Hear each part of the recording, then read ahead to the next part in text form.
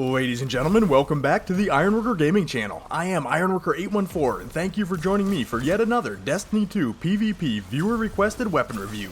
But before we get this thing rolling, I just wanted to give a very sincere thank you to everyone who helped this channel go beyond the 1,000 subscriber mark. I am both blown away and humbled by the support you guys have shown me over the last 6 months. Because it's not the number that's important, it's you guys, the people behind the number. Not a single view, a single like, a single comment, or a single subscription has gone unnoticed. And it makes an old grizzled ironworker smile knowing that we have built a strong community full of great people around this channel. So again, to every single one of you, thank you. But hey, we're here today to take a look at Riskrunner, by request of Luke and Noah Billybib. And to be perfectly honest with you, it wasn't until recently that I brought this weapon out of cold storage. I always kind of looked at Riskrunner as a lesser version of Destiny 1's Zalo Supercell, but I was wrong to do so. This weapon is good, and in certain situations, Riskrunner is really good. And the crazy thing is, they hand this weapon to every new light player right off the bat pretty much. But by no means is Riskrunner just some run-of-the-mill starter exotic. The strength of this weapon can carry through into nearly every aspect of Destiny 2.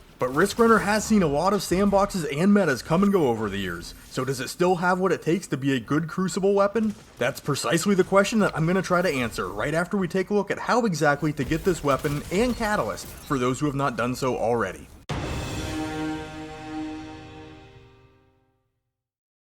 So, as I alluded to earlier, this will be the first exotic every new light player can get their hands on. So if you are a player who is just starting the game, play through the first introductory mission until you see some arc coils on a desk. Pick them up, and congratulations, you have the Riskrunner. Just finish playing through the mission and kill the boss, and the catalyst will drop for you. If you've been playing Destiny 2 for a while and you don't have the Riskrunner somehow, or just need the exotic catalyst, pick up the Pain and Gain quest from Banshee. You'll need to clear an EDZ Lost sector, finish a heroic public event, and complete a Nightfall before you get a crack at the New Light intro mission, where you can get both the gun and the catalyst as a guaranteed drop. Riskrunner can also show up as an RNG world drop or be purchased from Xur. Once the catalyst is obtained, you'll need 300 standard kills and 300 chain lightning kills with Riskrunner to unlock it. But now let's head into the stats and damage numbers.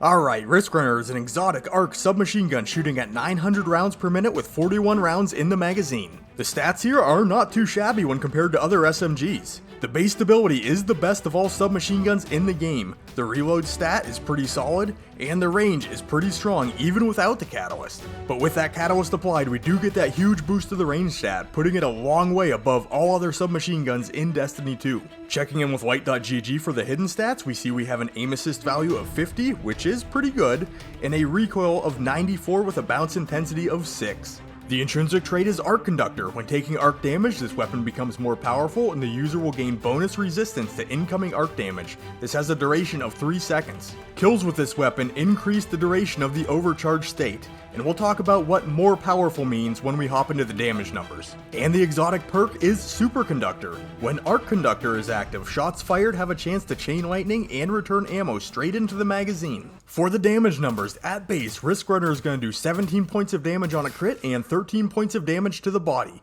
giving us an optimal time to kill of 0.73 seconds, requiring 9 crits and 3 body shots, and a body shot time to kill of 0.93 seconds, requiring 15 shots landed. Now, once you take some arc damage and get Arc Conductor procced, 5 different things are actually going to happen. First, your damage is going to increase to 18 and 14 respectively, bringing the optimal time to kill down to 0.67 seconds, requiring 10 crits and 1 body shot, with a body shot time to kill dipping to 0.87 seconds, requiring 14 shots landed. The next thing that's going to happen is the range is going to slightly increase, and keep in mind these numbers are calculated with the catalyst unlocked. At base, with the catalyst, Riskrunner is going to see damage fall off past the 19 meter mark, but with Arc Conductor proc, we will see full damage output from up to 22 meters away. Also, you're going to gain an arc shield, which is going to allow you to negate 30% of any incoming arc damage. Plus, your shots are going to produce a chain lightning effect, giving you the ability to hit 2 additional targets that are roughly 6 meters away from each other, all while returning rounds straight back into the magazine. Now, the ammo return is not 1 for 1, so you will run out of bullets eventually, but as long as you keep slaying, you can lay on the trigger for quite a while, since kills do extend the duration of Arc Conductor. And I think that pretty much covers everything here, so let's head into the Crucible and see where Riskrunner excels.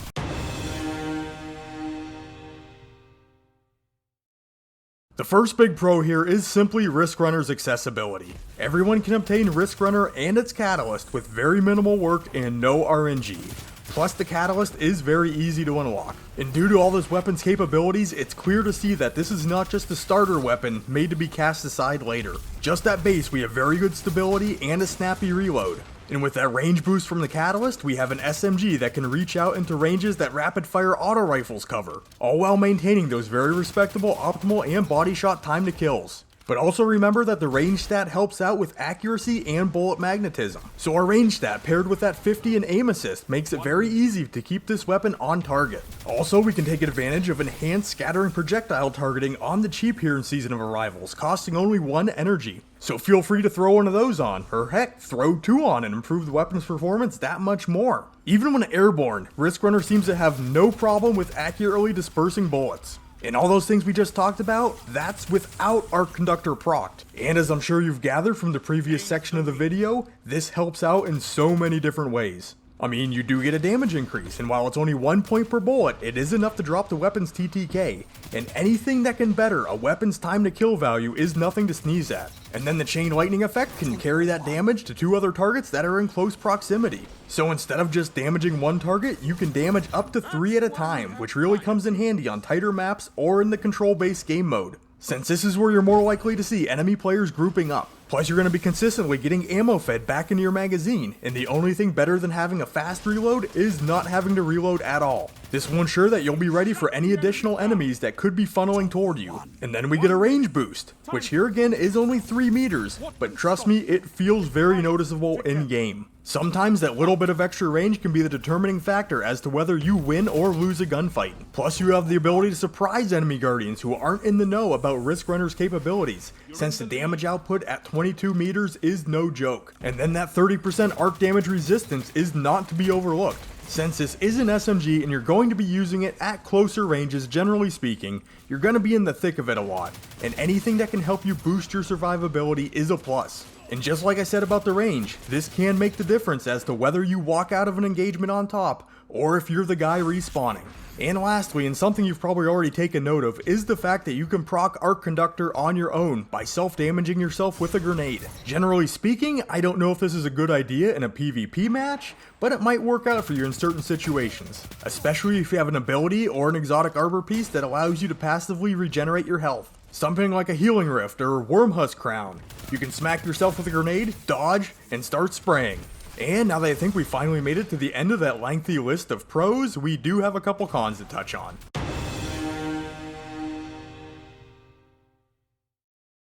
To start off the cons, even though Riskrunner has great range for an SMG, it is still an SMG. The strength of 600 round per minute auto rifles can make it difficult for you to work your way into your effective range. And with their optimal time to kill of 0.7 seconds, they can outgun you even in your effective range. But the biggest problem really is they can drop you more quickly from a lot further out. Also, the handling on Riskrunner is not great. It's not pathetically bad or anything, but if you're planning on using this primarily as a cleanup weapon, there are more responsive guns out there. Another thing to consider is the fact that Arc Conductor's duration is only 3 seconds. Now this very possibly could be the only thing keeping Riskrunner in check in the Crucible. It kind of makes it so in PvP you cannot carry that buff with you into multiple engagements. You basically got to get in there, take some arc damage, do your work, hopefully come out on top, and then start the cycle all over again in the next gunfight. I suppose it is possible where you might find yourself moving across the map, knocking enemies off at a regular enough cadence to keep that buff rolling,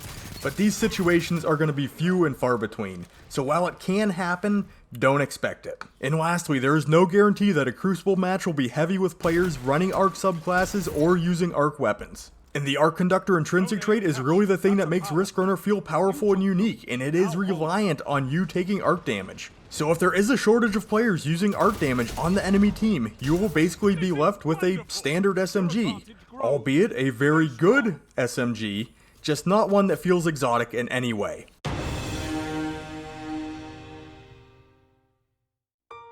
So for the verdict, and do I think Riskrunner is a good option for the Crucible here in Season of Arrivals?